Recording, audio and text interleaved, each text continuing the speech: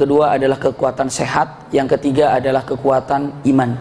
Iya, kalau harta hilang sebetulnya tidak perlu ngaruh dengan kita ini, karena sehebat-hebatnya harta makin lama ya kalau tidak sempat menggunakan dengan baik akan hancur. Nikmat harta, kekuatan harta, berapa banyak orang menjadikan kekuatan harta itu paling utama. Padahal memang harta ini bagian daripada kekuatan, tapi seorang mukminin, muslimin, muslimat, ketika kekuatan harta ini tidak ada, nggak bakalan ngaruh. Yang kedua, itu adalah kekuatan yang disebut dengan kekuatan sehat. Kalau kekuatan sehat ini hilang, maka akan hilang beberapa hal yang kita miliki. Tidak usah kita yang sakit, anak yang sakit, istri sakit, orang tua sakit, suami sakit, itu kehilangan kekuatan kita. Kekuatan kita tuh hilang. Iya. Jadi kenapa? Ya itulah kekuatan yang kedua itu dalam kesehatan.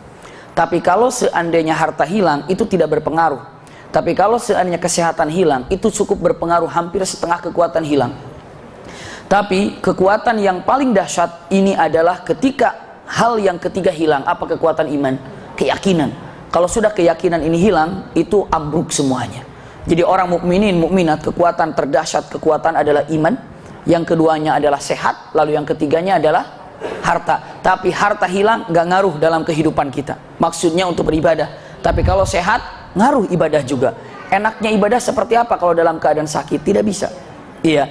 Selanjutnya dengan menyebutkan la haula wala quwata illa billah, ini adalah iman. Tiga kekuatan yang ada dalam diri manusia, satu tidak berpengaruh, satu lagi berpengaruh setengahnya, yang satu lagi yang terakhir atau itu adalah berpengaruh keseluruhannya. Harta, sehat, sama apa? Iman. Iya.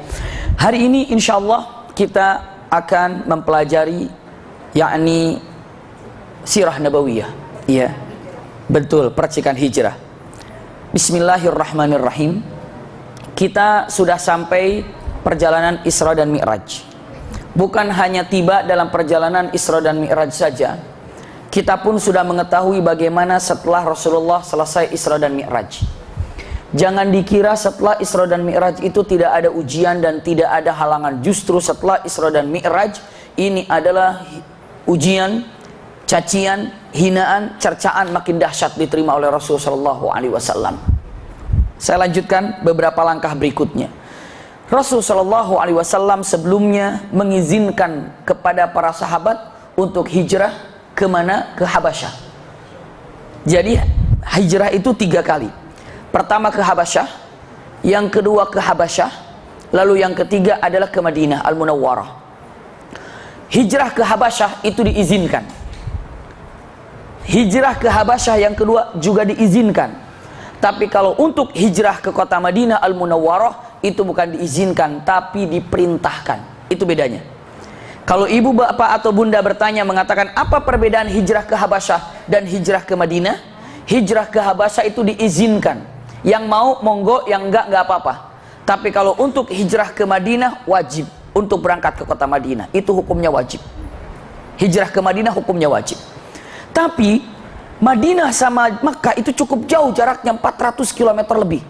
Cukup jauh. Iya. Dalam perjalanan ini tidak mungkin Rasulullah tiba-tiba datang ke Madinah saja tanpa tahu di Madinah ada siapa.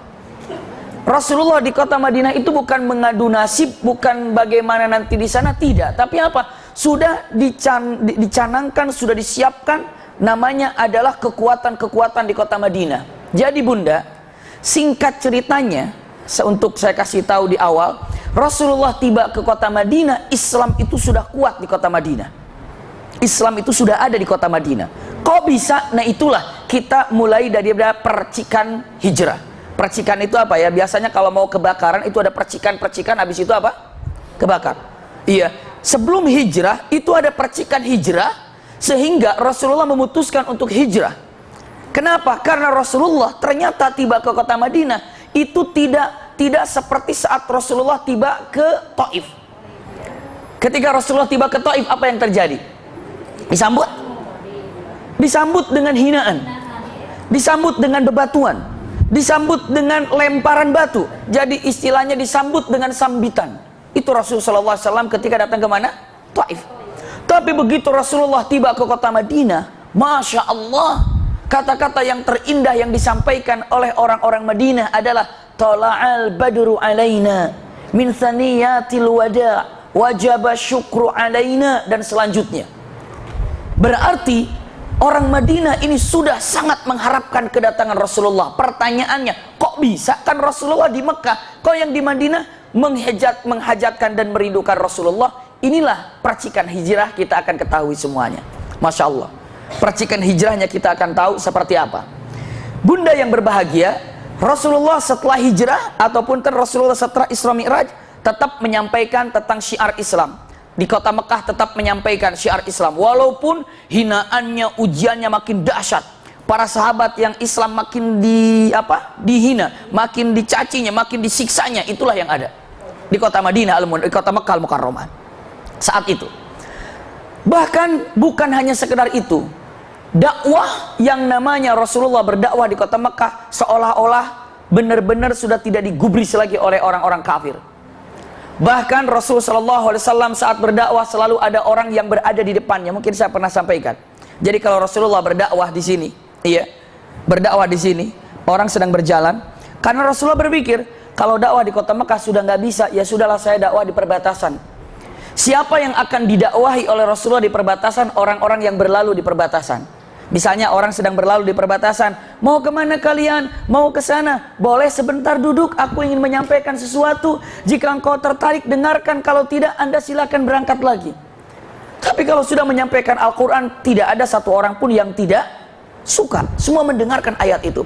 Rasulullah menyampaikan, beginilah bla bla, segalanya disampaikan Rasulullah SAW. Setelah itu berangkat, orang itu berangkat, di situ sudah ada orang lagi yang duduk.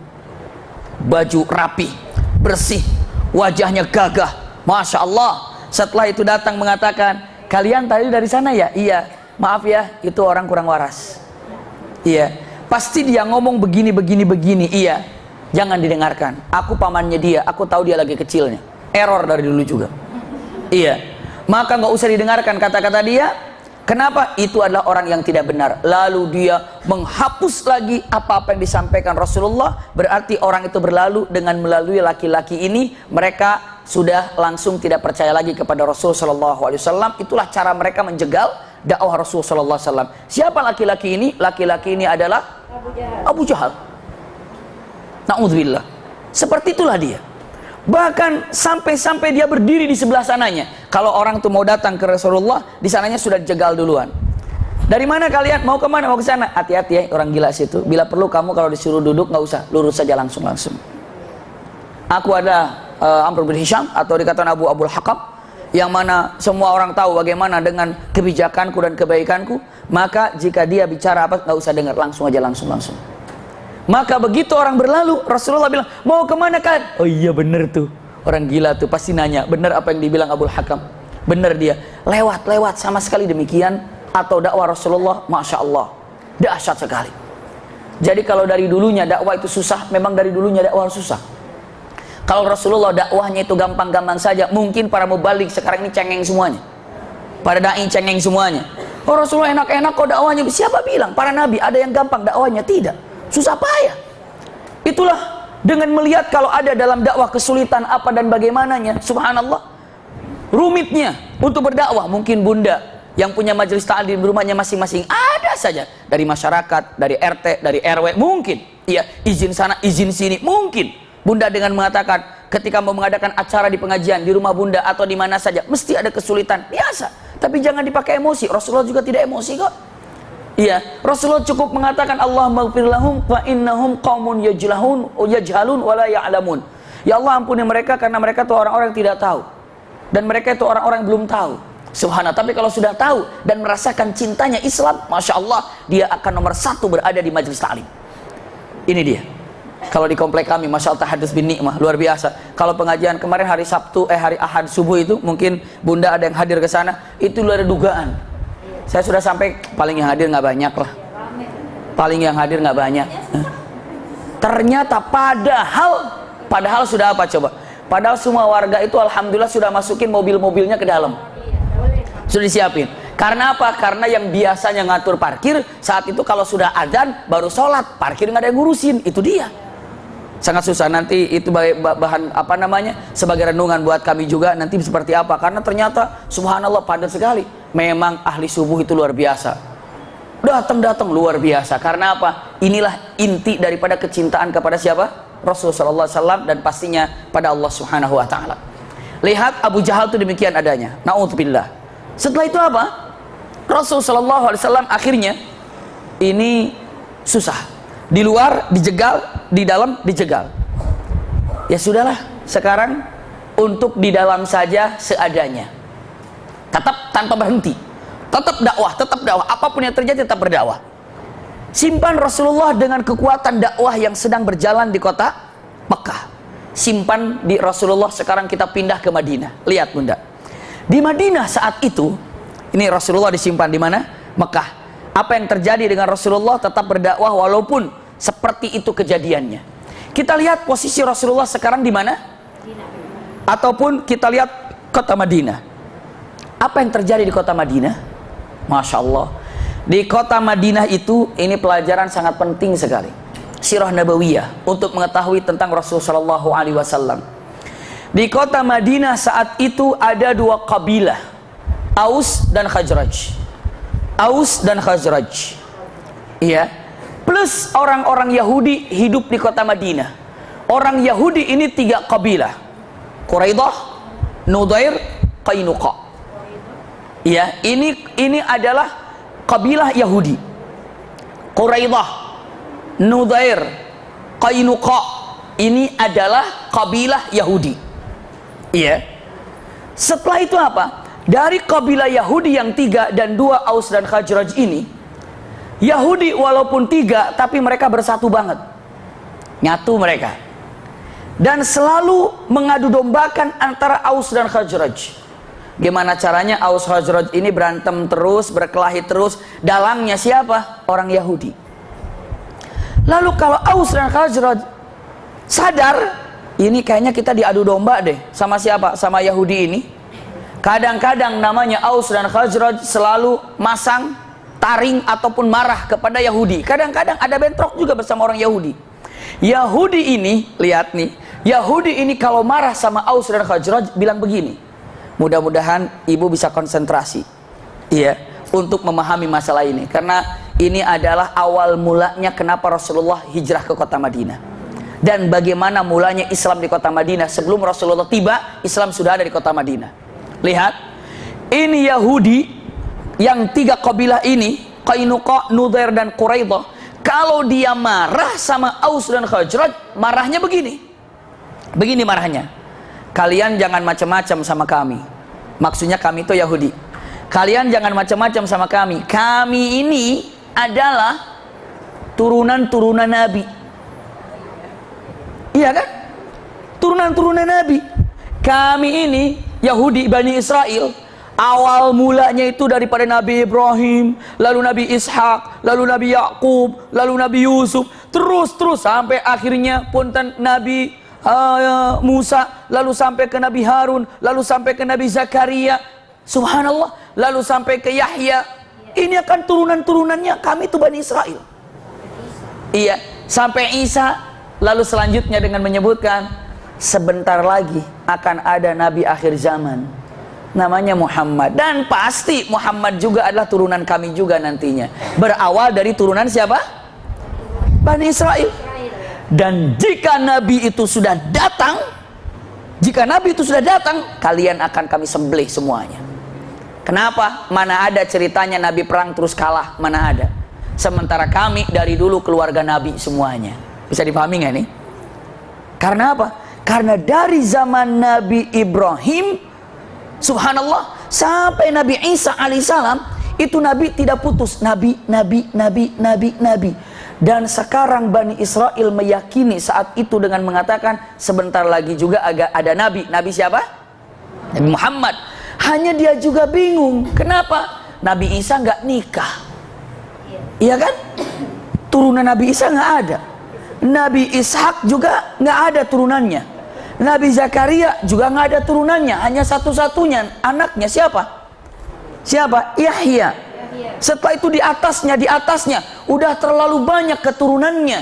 Siapa yang akan jadi nabi ya? Mereka nggak terfikir kalau nabi itu akan datang dari keturunannya Nabi Ismail alaihissalam. Bisa dipahami nggak nih? Ini loncat ke belakang. Kenapa bunda? Nabi Ibrahim punya anak kan dua, Nabi Ismail dan Nabi Ishak. Kalau Nabi Ishak terus nabi, ya kan? Kalau Nabi Ismail stop. Tapi turunannya jelas, terus turunan. Tiba-tiba di ujung Nabi Muhammad. Seolah-olah Allah menyembunyikan nasab Nabi Muhammad. Bisa dipahami nggak Bunda? Disembunyikan nasabnya. Loh, kenapa disembunyikan? Karena kalau ketahuan nasabnya Nabi Muhammad dari mana, bisa jadi oleh Yahudi ditumbangkan, diputuskan dan dimatikan. Itulah, Yahudi itu hobinya bunuh para nabi. Sampai sekarang nabi tidak ada, punten. Sampai nabi tidak ada, punten, membunuh dulu para sahabat. Setelah sahabat tidak ada, bunuh juga tabi'in. Tabi'in tidak ada, tabi'in. Tidak ada tabi'in, para ulamanya dibunuh. Sampai sekarang negeri Islamnya dihancurkan. Tidak ada negeri Islamnya, ada ulama satu-satu dihancurkan juga. Memang dia itu hobinya membunuh orang-orang yang dekat dengan Allah Subhanahu wa Ta'ala. Sampai para alim ulama, para kiai, baik itu di luar negerinya, baik itu dimanapun, hobinya itu mempermalukan para alim ulama, hobinya itu mengadu dombakan alim ulama, hobinya itu saling meramaikan suasana. Ini dia, ngeri sekali. La haula wala quwata. Dari dulu sikapnya demikian. Yahudi itu demikian. Maka saat itu Yahudi dengan mengatakan, Aus Khazraj, ingat ya, jika kalian nanti tahu kalau Muhammad sudah datang dan Muhammad itu dari kita, pasti kalian akan disembelih. Maka ancaman itu terngiang-ngiang. Pokoknya kalau ada masalah, Yahudi ngomong, awas, hati-hati, datang Muhammad, sembelih. Awas, hati-hati, ini kami turunan Nabi, sebentar lagi Muhammad juga akan datang, ini zamannya Nabi. Aus dan Khazraj merasa ketakutan. Aduh, takut juga ya kalau ada Muhammad, nih ngeri juga ya. Ada Muhammad, ngeri juga ya. Sementara mereka sudah mengklaim kalau yang namanya Muhammad ini adalah turunannya dari siapa? Bani Israel. Lihat selanjutnya, ancaman yang paling kuat dan menakutkan bagi Aus dan Khazraj adalah kedatangan siapa? Nabi Muhammad. Tapi yang namanya Yahudi itu haram menyembah berhala. Mereka tahu kalau diajak berhaji, haji yuk ke Mekah, haram kita. Kenapa? Berhala di Mekah itu kebanyakan. Dan bukan kebanyakan, kami tidak boleh menyembah berhala. Kami akan berhaji kalau di Mekah tidak ada berhala. Agama kami haram untuk menyembah berhala, itu adalah syirik, nggak boleh. Maka orang Yahudi nggak ada yang ke Mekah. Kenapa? Nggak mau selagi di Mekah ada berhala. Tunggu nanti kalau udah Nabi dihancurin tuh berhala tuh. Subhanallah, mereka Yahudi itu tahu yang hak tapi tidak mau mengikutinya. Ada dua kata-katanya, ghairil maghdubi alaihim waladhdallin. Maghdub itu yang dimurkai, waladhdallin yang sesat. Yang dimurkai itu siapa? Adalah orang-orang Yahudi. Kenapa? Karena mereka tahu benar tentang kebenaran tapi tidak mengikutinya. Itu orang Yahudi. Tapi kalau dhalin ini adalah orang sesat. Dia berada dalam keadaan sesat tapi dirinya tidak sadar kalau dirinya sesat. Orang Nasrani seperti itu. Jadi orang Nasrani itu nggak sadar kalau dirinya salah, tapi dirinya merasa benar. Kekeh, itulah Nasrani. Tapi Yahudi dia tahu kalau dirinya salah, tapi dia kekeh berada dalam kesalahannya. Itulah yang ada. Punten, ibu pernah nggak diri ibu salah tapi ibu nggak nyadar kalau ibu salah? Pernah. Sering. Ibu pernah nggak ibu berbuat salah dan ibu sadar kalau itu salah? Lebih sering lagi. Iya pernah saya sampaikan di pertemuan waktu keluarga di Rumil di sini untuk pasutrinya antara syubhat dan syahwat. Saya sudah terangkan apa syubhat dan apa syahwat. Subhanallah. Nah, Yahudi ini ancamannya demikian. Nggak mau haji, kenapa? Ada berhala. Terus gimana? Tunggu aja, saya mau tunggu Nabi pokoknya. Nabi datang, beriman, habisin itu Aus dan Khazraj, Islam terus menyebar, hancurin yang namanya berhala-berhala, kita jaya lagi. Padahal itu niat-niat demikian dulu juga disampaikan oleh nenek moyang mereka. Tetap aja kalau ada Nabi lalu nggak sesuai dengan apa yang diinginkannya, bunuh nabinya. Bunuh nabinya. Yang membunuh Nabi Yahya siapa? Mereka. La haula wala quwata illa billah. Seperti itulah. Ya, saya lanjutkan, pegang baik-baik. Setelah itu apa yang terjadi? Subhanallah, ini orang-orang dari mana? Dari Aus Khazraj ini. Mereka bilang, dari Aus dan Khazraj ini, waktunya berhaji, berangkatlah ke Mekah berhaji. Berangkatlah ke mana? Ke Mekah. Setibanya di Mekah, jumpa dengan Rasulullah. Itu yang ke Mekah itu hanya kurang dari 12 orang jumpa dengan Rasulullah. Begitu sampai ke Mekah, kan tadi di warning sama orang-orang kafir kan? Di mana di Mekah? Kamu dari mana? Dari Yathrib itu Madinah. Mau haji? Iya. Hati-hati ya. Di sini ada orang gila namanya Muhammad, dia ngaku nabi. Kata siapa? Abu Jahal. Atau kata orang-orang timnya Abu Jahal, jangan sekali-kali dekat, jangan sekali-kali ngomong. Dia ini adalah orang yang bahaya, jauhkan darimu, jangan dekat-dekat. Dia ngaku nabi. Orang Madinah mikir, jangan-jangan nabi yang ditunggu-tunggu sama siapa? Sama Yahudi. Kita penasaran, deketin yuk. Ini kalau dia memang nabi beneran yang diancamkan kepada kita atas kedatangannya, mumpung Yahudi belum tahu, kita iman duluan. Siapa tahu nanti malah kita jadi pengikutnya, malah kita yang akan membantai Yahudi itu. Bisa dipahami nggak nih? Mumpung Yahudi belum tahu. Kalau Yahudi udah tahu, celaka kita. Iya ya, datang dulu yuk. Datang, ngobrol. Setelah berbicara, dikatakan, siapa anda ini? Kami datang dari Yathrib, kabilah Aus, dan ini Khazraj. Apa yang kau bawa? Kami ingin berhaji. Kamu tahu siapa aku? Aku mendengar kau Muhammad yang dikatakan orang begini dan begini-begini. Sesungguhnya aku adalah Nabi Khatamul Anbiya. Subhanallah. Dan aku adalah Muhammad, diutus oleh Allah Subhanahu wa ta'ala. Diceritakan yang beberapa orang tuh lirik-lirikan, iman yuk, iman, iman yuk, iman. Yang penting iman aja dulu. Makanya nggak ada kesulitan. Kenapa? Ini yang diancamkan oleh siapa? Yahudi. Oh, Yahudi. Tapi dia juga masih mikir, iman jangan ya, iman jangan ya, iman ya. Awal mulanya, subhanallah, iya. Maka dengan mengatakan kata-katanya, dari Pak ini adalah kabilah Aus, kabilah Khazraj, dari kabilah Khazraj yang datang.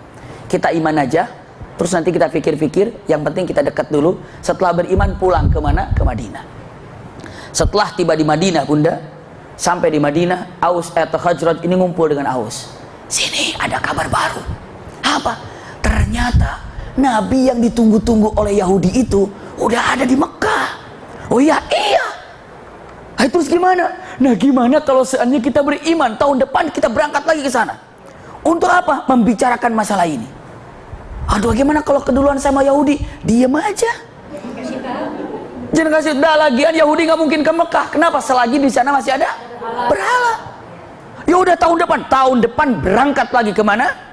Ke Mekah dengan membawa, Masya Allah, beberapa orang, diantaranya 12 orang. Disampaikan beberapa ulama, 13 orang ataupun 12 orang datang ke sana.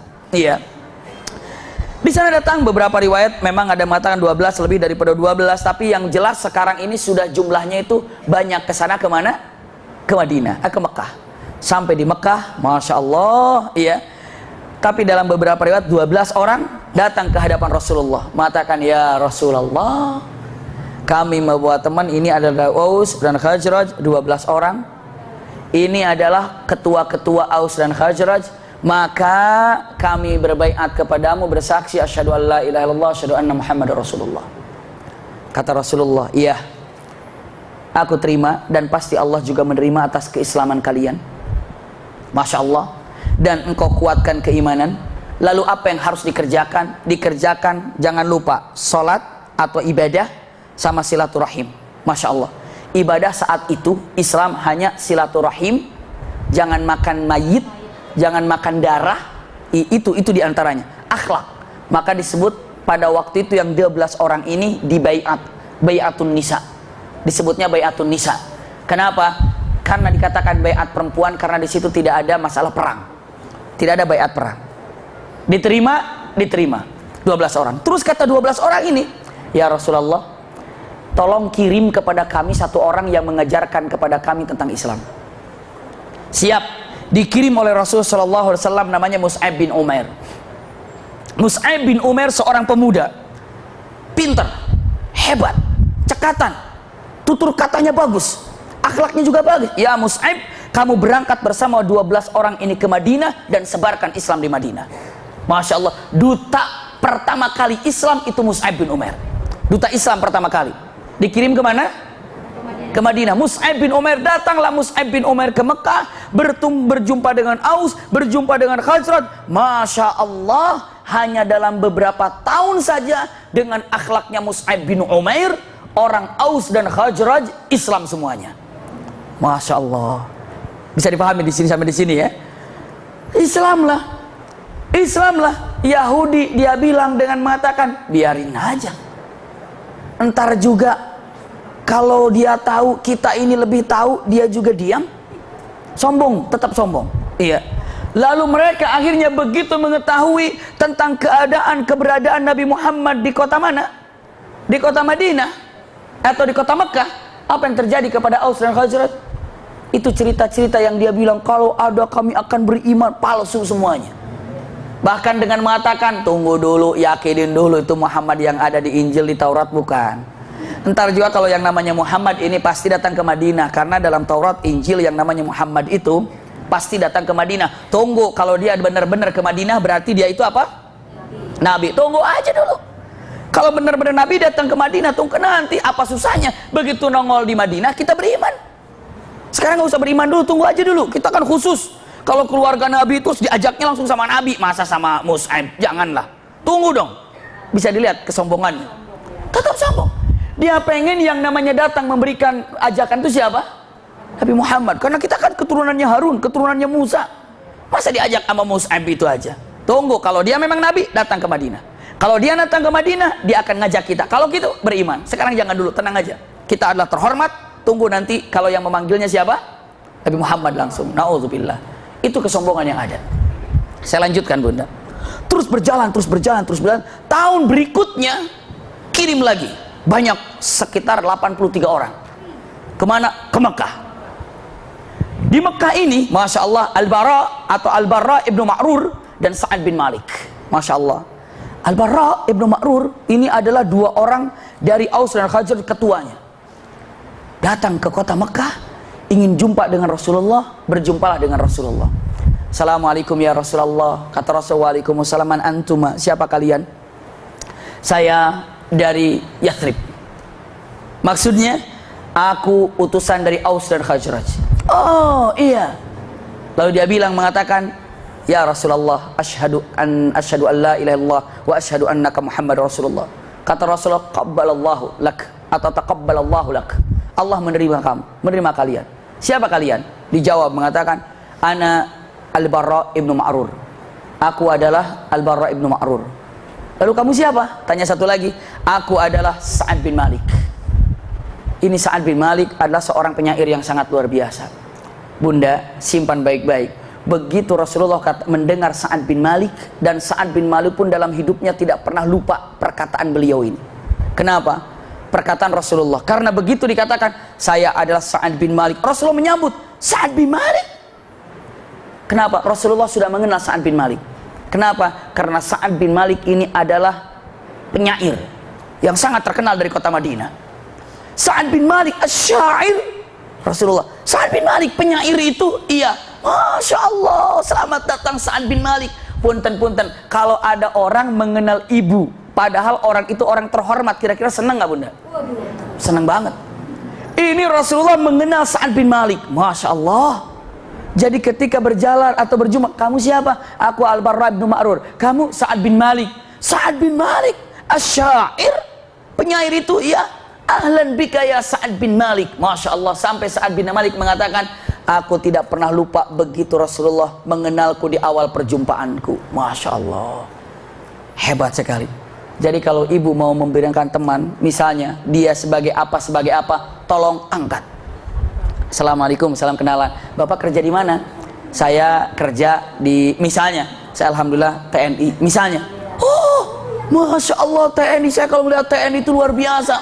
Gagahnya, pakaiannya, Masya Allah, luar biasa.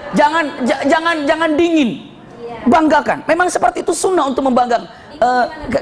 Misalnya di bapak di mana? Saya TNI ya. Banyak sih kayak gitu. Astagfirullahaladzim. Iya. Atau dengan mengatakan benar-benar ini berada dalam cinta yang ada. Ketika ditanya, maaf Mbak, tugasnya apa? Alhamdulillah saya di rumah sakit kerjanya. Masya Allah, luar biasa. Hebat, bisa nolong orang, bisa itu, bisa ini. Puji. Mbak sebagai apa? Alhamdulillah saya di pasar berdagang. Masya Allah, dagang tuh luar biasa.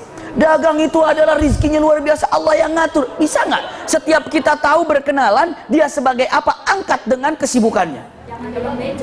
Apa itu? Nggak usah nanya sama Pera. Udah tahu jawabannya. Jadi kalau orang ditanya sebagai apa, misalnya saya ada di rumah aja, Masya Allah, ibu rumah tangga itu luar biasa, hebat. Iya, pekerjaan yang tanpa ada penghargaan kadang-kadang. Iya, kadang-kadang kenapa? Anak nilainya bagus semua, nggak pernah dibilang suaminya keren mah, berhasil. Tapi kalau seandainya anak nilainya jelek, gimana sih mah di rumah, baru dimarahin. Subhanallah. Kadang-kadang begitu. Iya. Subhanallah punten. Kayaknya begitu dia sebagai apa, angkat. Rasulullah SAW asyair, masya Allah, penyair. Iya, luar biasa penyair. Kenapa? Punten. Kenapa Rasulullah bahagia dengan Sa'ad bin Malik menjadi Islam penyair? Bunda, kalau sekarang kan ada TV, ada radio, ada koran. Dulu mana ada koran, ada radio, ada TV, nggak ada. Tempat untuk menyebarkan itu melalui para penyair. Penyair itu kata-katanya sangat didengarkan. Penyair itu luar biasa. Jadi posisi penyair itu zaman itu persis zaman sekarang, posisi penyair itu bagaikan apa? Media. Seperti media. Iya, media apa? Media untuk menyampaikan hal-hal yang ada. Masya Allah, media itulah yang dikatakan para penyair. Maka Rasulullah sangat senang sekali ketika Sa'ad bin Malik masuk Islam. Ini buktinya. Rasulullah pernah didatangi oleh orang Arab, bilang, "Ya Muhammad, tolong dong, saya ingin belajar sholat." Ya udah, belajar sholat. Cuma masalahnya orang ini nggak bisa ngapalin rokaat. Rasulullah bilang, ingat ya, zuhur 4 rokaat, asar 4 rokaat, habis itu maghrib 3 rokaat, habis itu isya 4 rokaat, habis itu subuh 2 rokaat. Ya, baik, coba ulangi lagi. Asar berapa tadi ya? Zuhur berapa ya? Dia bingung, nggak bisa. Rasulullah bilang, denger ya. Rasulullah lembut sekali. Asar 4, zuhur 4, maghrib 3, isya 4, subuh 2. Oke? Iya. Zuhur berapa? Berapa tadi? Bingung. Sampai Rasulullah ini gimana cara ngajarnya? Datang penyair. Beberapa riwayat, Sa'ad bin Malik. Ya Rasulullah, aku yang akan mengajarkannya. Silahkan. Pakai syair baru hafal. Syair. Iya. Jadi kalau syair itu biasanya kan kalau kita seperti sajak pantun yang ujungnya gitu kan? Kalau gitu kan indah cara ngapalnya. Lihat kata penyair ini mengatakan. Dengarkan. Dia bilang, "Inna salata arba'un wa arba'." Nah ini kan? Summa salasatun. Lihat. Summa salasatun ba'dahu arba'. Wal fajru rak'ataini la tudayya. Semuanya ujungnya apa? Ain. Ya, katanya di mana? Inna salata arba'un fa arba'. Zuhur, asar. Fa arba'un fa arba'. Ya, thumma thalathatun ba'dahu arba'. Terus 3, terus 4 lagi. Wal fajru rak'ataini, dan fajar rak'at la tudayya, jangan dihilangkan. Begitu. Coba hafal nggak? Langsung orang Badu itu, inna salata arba'un fa arba', thumma thalathatun ba'dahu arba', wal fajr rak'ataini la tudayya. Kata Rasulullah, bagus kamu hafal. Dia bilang, nah kalau gini saya paham. Subhanallah. Iya. Kadang-kadang itulah gaya syair itu kan luar biasa. Bisa memudahkan untuk hafalan. Kenapa ibu kadang-kadang bisa hafal lagu misalnya punten? Karena kadang-kadang syairnya apa? Indah. 1 jam saja misalnya, apa gitu kesananya. Subhanallah. Contohnya, subhanallah. Atau mau 2 jam saja boleh. Tapi yang jelas, ketika dikatakan hebat banget syairnya, jadi hafal. Coba kalau syairnya nggak hebat, nggak enak kan? Apa coba? Mau apa? Ini Al-Quran jauh lebih bagus, lebih indah. Maka orang-orang gampang menghafal Quran. Indah bahasanya, bisa dipahami ya. Ini dia yang namanya Sa'ad bin Malik. Lalu dikatakan, ya Rasulullah, kami ingin jumpa denganmu. Kapan kira-kira kami membawa 73 orang untuk masuk dalam keadaan syariatmu? Ada yang mengatakan 73, ada yang mengatakan 83. Silahkan. Iya. Lalu dengan menyebutkan, datanglah datanglah dari kaum Aus dan Khazraj. Masya Allah, ke hadapan Rasulullah. Ini berada di mana? Di yang namanya di Bai'atul Aqabah. Datang 83 orang ini, ngumpul di situ. Lalu Rasulullah bertanya, mengatakan, bagaimana tentang kesetiaan kalian kepadaku ya Rasulullah? Yang 83, asyhadu an la ilaha illallah wa asyhadu anna Muhammadar Rasulullah. Semuanya orang mana? Orang Madinah.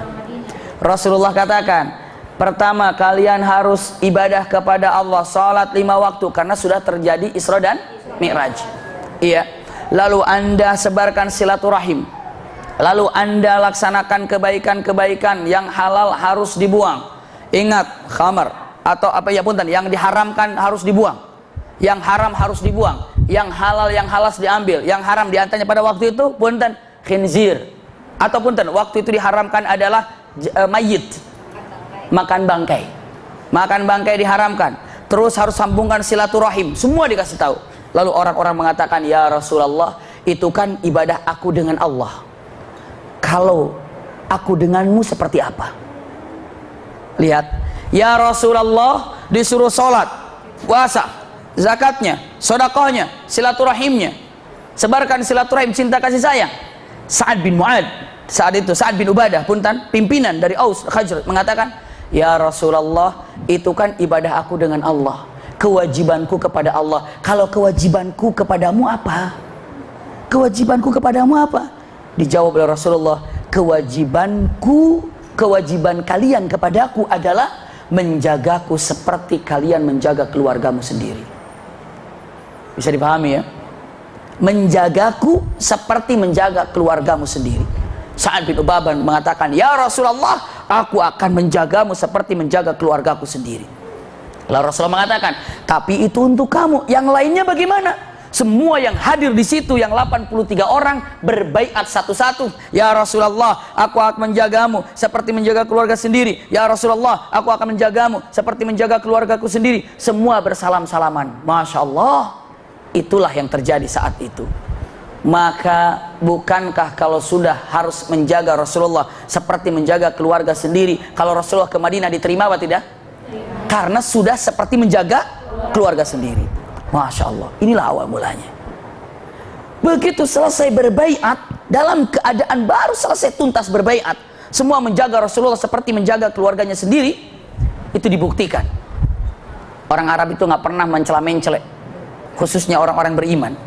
Tiba-tiba apa? Setan berteriak dengan mata, ya halal jabajabin. Artinya, wahai orang-orang yang tertidur pada malam ini. Kenapa? Karena pada malam itu adalah malam pertemuan Rasulullah dengan 83 orang. Setan berteriak di kota Mekah, hei orang yang tertidur malam-malam ini, kalian tidak tahu Muhammad dan pasukannya sudah siap ingin menyerang kalian. Bangun kalian, bangun kalian. Orang Mekah pada bangun semua. Itu Rasulullah katakan, dzaka syaitan, itu syaitan untuk berteriak dengan membangunkan orang-orang saat itu. Begitu syaitan bangkit, ataupun orang-orang bangkit saat itu, disebarkan di kota Mekah pada malam itu. Punten, yang 83 orang ini sama sekali tidak ada yang turun. Maksudnya tidak ada yang turun daripada niatnya. Dia bilang, ya Rasulullah, siapa yang berteriak? Itu adalah syaitan. Ya Rasulullah, perlukah aku untuk turun sekarang memerangi semuanya? Saat itu berjanji, saat itu siap perang. Rasulullah katakan, mumpung belum pada tahu mereka kumpul, pulang kalian semuanya. Jangan ada bekas kalau kita telah berkumpul. Bubar para sahabat. Seandainya Rasulullah katakan perangi, perang saat itu. Perangi, perang saat itu. Tapi Rasulullah jangan, bubar. Subhanallah, ini terjadi. Pulang lagi semuanya, selesai haji. Tahun berikutnya Mus'ab bin Umair. Tahu siapa Mus'ab bin Umair yang tadi saya sampaikan? Duta besar yang dikirim oleh Rasulullah ke kota Madinah. Mus'ab bin Umair kirim surat. Apa kirim suratnya? Dengan mengatakan kata-katanya, ya Rasulullah aqbil ilaina, ya Rasulullah silakan datang ke kami, karena sesungguhnya tidak ada satu rumah pun di kota Madinah kecuali semuanya Islam. Masya Allah. Maksudnya apa? Aus dan Khazraj Islam. Ya Rasulullah datang kepada kami, karena sesungguhnya tidak ada satu orang pun di tempat kita kecuali semuanya Islam. Masya Allah, hebat Mus'ab bin Umair. Bahkan ada kisah tentang Amr bin Jamuh. Pernah dengar kisah Amr bin Jamuh? Amr bin Jamuh punya anak dua. Dua-duanya sudah Islam, tapi bapaknya belum Islam. Apa yang dilakukan sama bapaknya? Bapaknya itu masih menyembah berhala. Masih menyembah berhala. Lalu putranya Amr bin Jamuh, dua orang ini bilang, Pak, tolonglah jangan menyembah berhala. Ini bukan Tuhan, Pak. Masa Tuhan begini, Pak? Sudahlah. Lalu bapaknya mengatakan, kamu jangan sampai meninggalkan agama nenek moyang kita. Ini ada Tuhan kita yang memberikan rizki, yang memberikan berkah, bla bla segala macamnya. Akhirnya anaknya ini malam-malam nyembelih ayam. Setelah itu darahnya dicoret-coretin kemana? Ke berhala itu. Coret-coretin ke berhala. Begitu pagi-pagi mau ibadah, waduh Tuhanku kasihan, Tuhanku acak-acakan, Tuhanku kotor. Dibersihkannya. Anaknya bilang, kenapa Tuhanku, Pak? Kenapa Tuhanmu, Pak? Ini nak, lihat nih, kotor banget nak. Ayo nak bantuin. Disiramin. Sudah rapi semuanya, dikasih minyak wangi segala macamnya.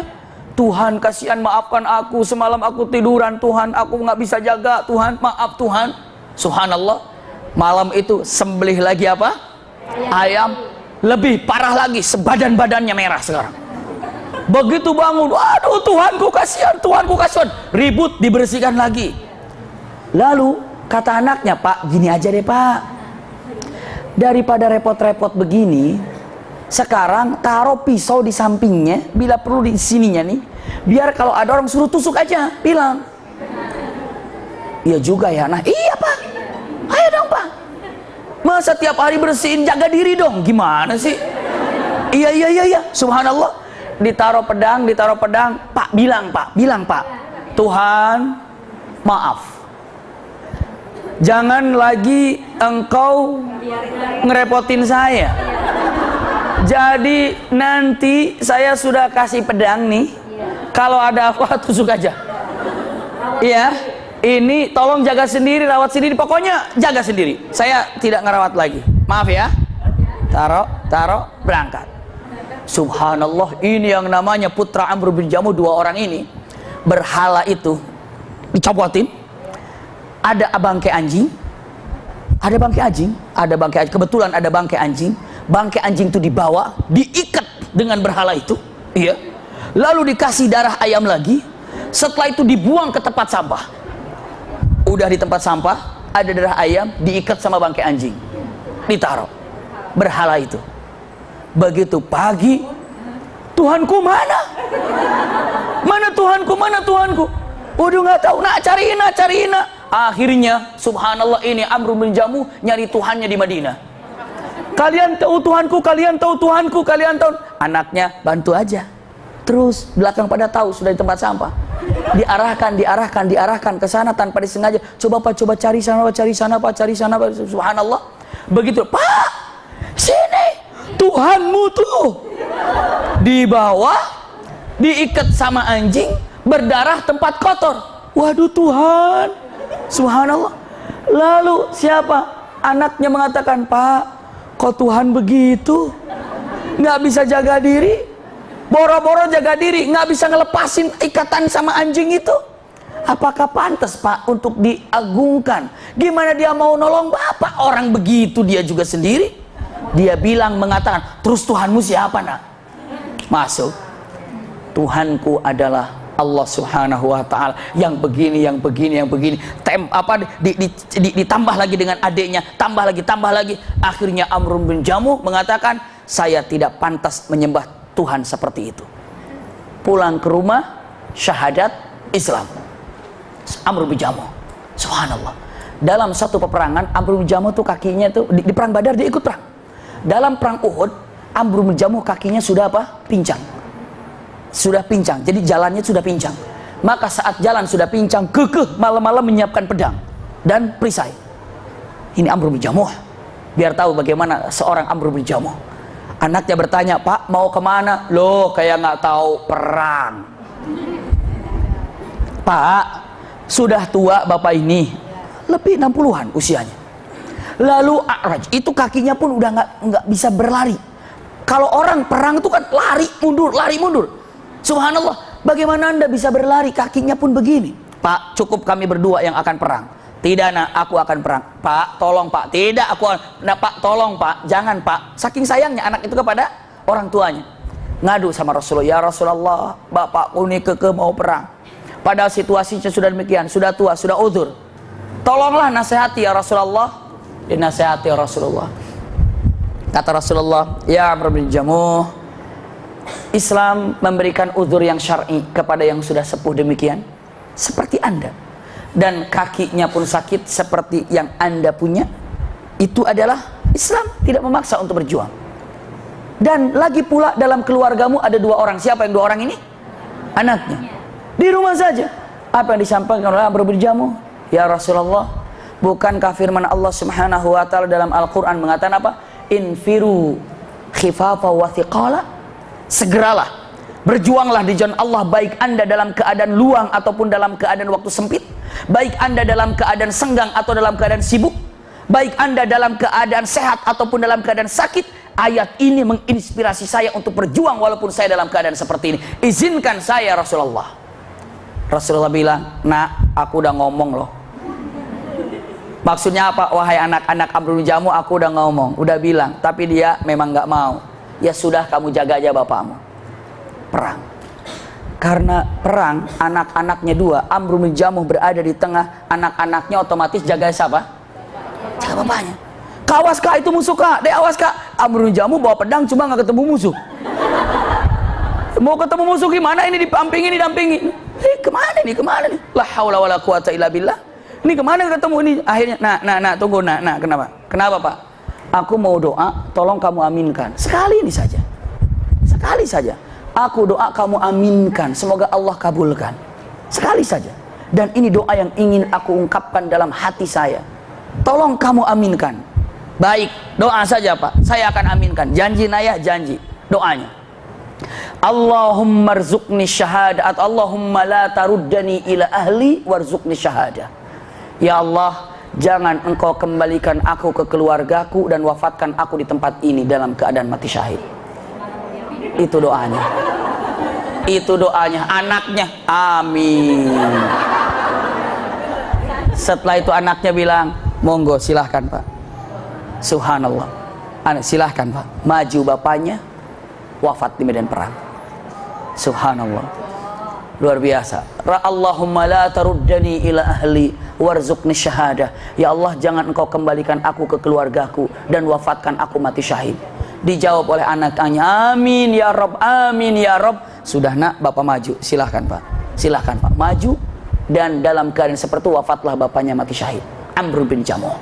Dalam keadaan sudah sepuh, pincang, tapi kekeh berada di medan perang. Hebat. Kalau untuk mengejar cinta Allah dan Rasulnya, ini kekuatan yang paling dahsyat. Tadi yang saya katakan, kekuatan apa? Iman. Kekuatan iman.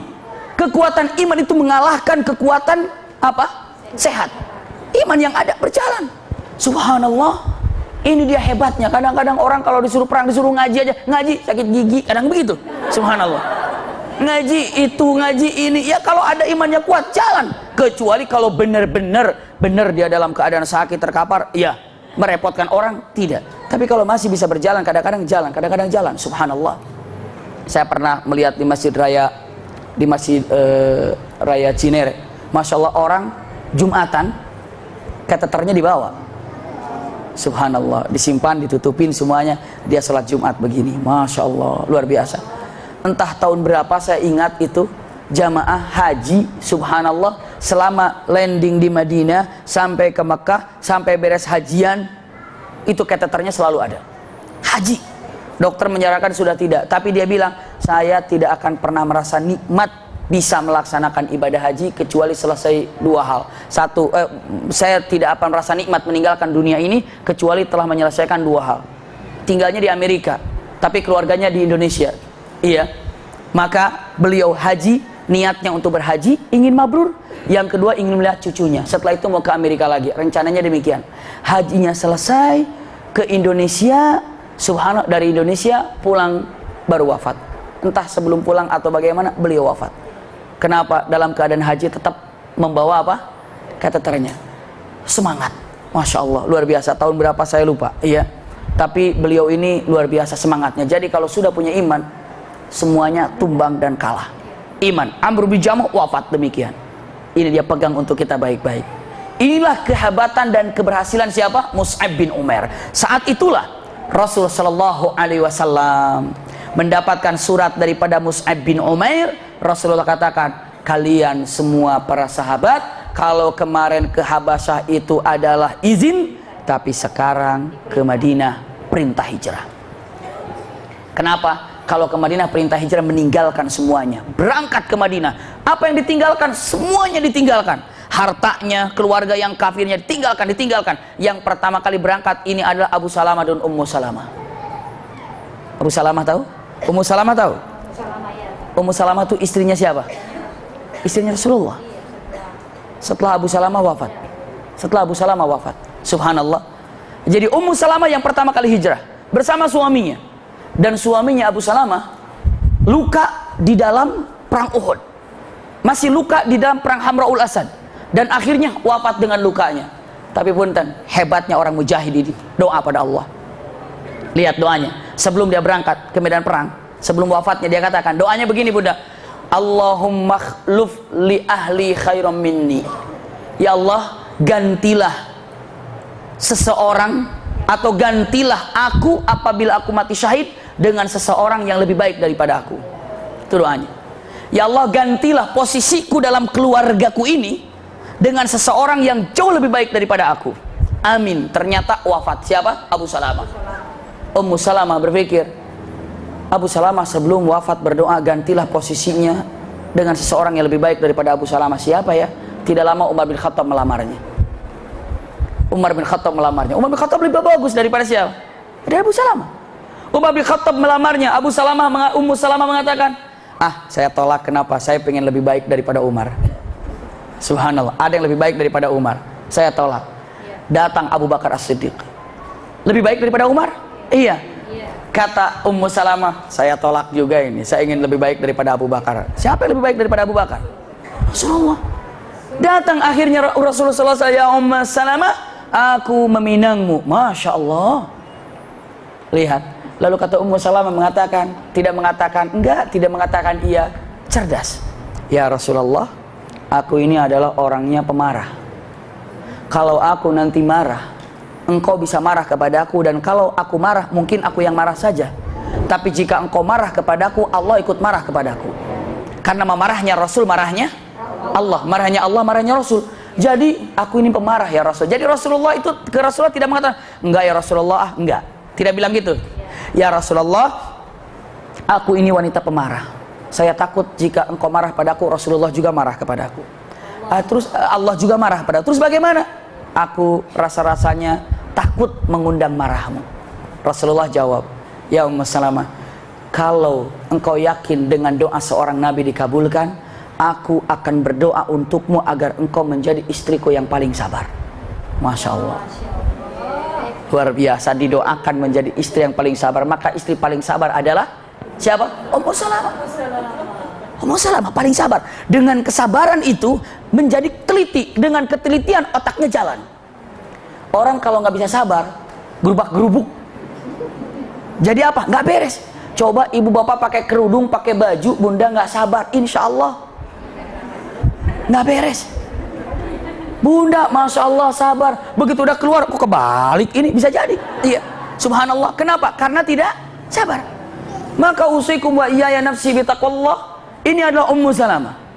Didoakan biar engkau menjadi wanita sabar. Masya Allah. Yang keduanya apa? Ya Rasulullah, aku sudah punya anak.